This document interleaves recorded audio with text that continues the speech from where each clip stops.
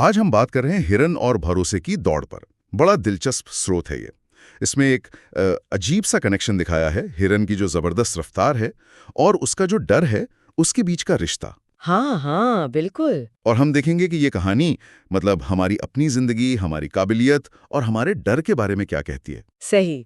स्रोत का फोकस इस पर है कि कैसे अंदर का जो भरोसा है ना, वो बाहरी मुश्किलों पर जीत दिलाने में मदद कर सकता है। तो चलिए इसमें थोड़ा गहरा उतरते हैं। हाँ, ये स्रोत सीधे हिरन के इसी विरोधाभास को सामने लाता है।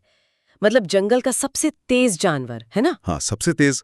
लेकिन अक्सर अपने ही डर से जैसे रुक सा जाता है, जम जाता है। स्रोत एक बुनियादी सवाल भी उठाता है कि भाई क्या होता अगर हिरन अपने डर पे काबू पा लेता और अपनी रफ्तार पर भरोसा करता। सही। तो इस विश्लेषण में हम यही देखेंगे कि ये जो रूपक है, ये इंसानी क्षमता और वो जो खुद पर भरोसे की कमी होती है, उसके बारे में क्या इशारा करता है। स्रोत में एक लाइन है, वो मुझे काफी सोचने पर मजबूर करती है।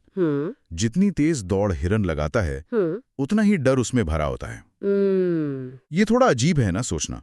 हाँ है तो, कि जिसके पास इतनी बड़ी ताकत हो, वही डर के साए में जी रहा है। और लेखक इसे सीधे हमारी जिंदगी से जोड़ते हैं। वो कहते हैं, जिंदगी में हम सब कभी न कभी हिरन बन जाते हैं। बिल्कुल। हमारे अंदर टैलेंट होता है, स्पीड होती है, हिम्मत होती है, लेकिन जब सामने मुश्किलें आती हैं, हाँ। हम डर के मारे रुक जाते हैं।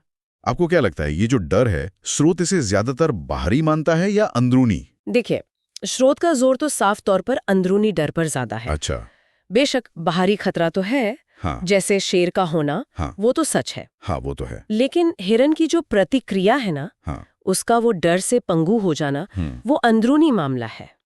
लेखक का तर्क ये है कि हिरन अपनी क्षमता को उस पल जैसे भूल ही जाता है, क्योंकि डर उसे हावी हो जाता है, सोचने नहीं देता। हाँ। वो ये भूल जाता है कि अगर वो पूरे आत्मविश्वास से दौड़े तो बचने की संभावना कहीं ज्यादा है। सही कहा।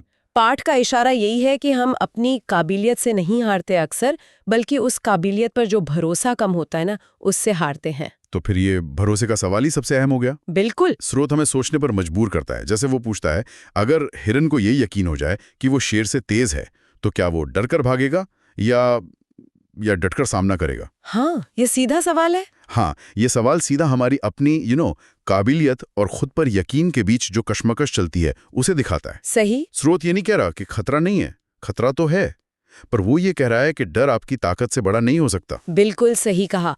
और ये जानना दिलचस्प है कि स्रोत सिर्फ क्षमता होने की बात नहीं कर रहा, हाँ। बल्कि उस क्षमता पर विश्वास करने पर बहुत जोर दे रहा है। अच्छा। विश्वास पर। हाँ, एक जगह लिखा भी है, अपने अंदर की हिरन को मत दबाओ, उसे आजाद करो, उसे भरोसा दो।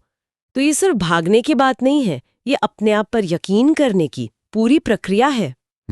स्रोत के अनुसार क्षमता तभी अपनी पूरी ताकत दिखा पाती है जब उसे आत्मविश्वास का सहारा मिलता है, और डर उस भरोसे को ही खत्म कर देता है। और फिर स्रोत उस सबसे जरूरी लाइन पर आता है जो शायद इस पूरी कहानी का सार है। कौन सी? वो वाली, हिरन की असली हार शेर से नहीं होती, उसकी हार अपने डर से होती है। हाँ, ये तो बहुत गहरी बात है। ये लाइन वाकई में सोचने पे मजबूर करती है। तो क्या इसका मतलब ये हुआ कि बाहरी चुनौती तो बस एक सिचुएशन है, असली लड़ाई तो हमेशा हमारे अंदर ही लड़ी जाती है?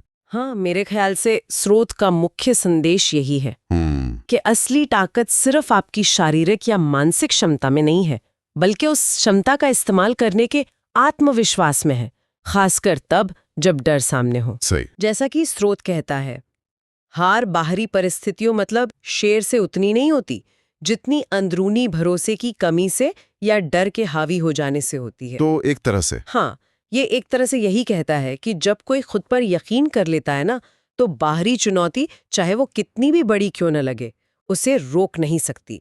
आत्मविश्वास ही असली कवच है।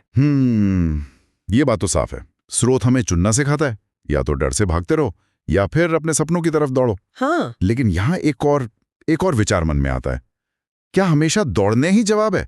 मतलब क्या हो अगर डर का सामना करने का मतलब हमेशा भागना ना हो, बल्कि कभी कभी बिना भागे अपनी जगह पर मजबूती से खड़े रहना सीखना हो? अच्छा, इंटरेस्टिंग पॉइंट है। जरूरी नहीं कि लड़ने के लिए, पर शायद सिर्फ इसलिए ताकि हमारे रास्ते का जो शेर है वो हमें परिभाषित ना कर सके, हम बस अस्तित्व में रहें बिना उससे डरे।